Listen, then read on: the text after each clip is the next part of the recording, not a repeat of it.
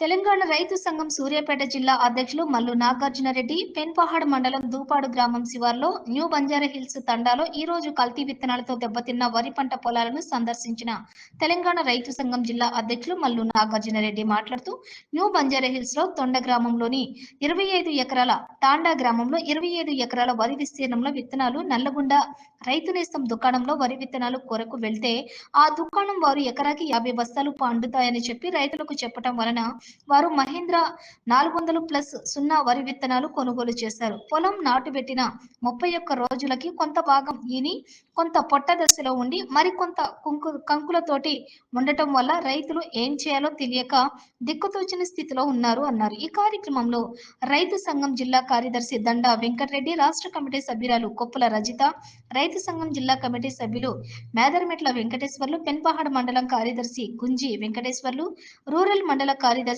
కృష్ణారెడ్డి తదితరులు పాల్గొన్నారు. మహేంద్ర 404+ అనే రకాన్ని రైతులు తీసుకొచ్చి, గిరిజన రైతులు తీసుకొచ్చి ఇక్కడ నాటు పెట్టడం జరిగింది.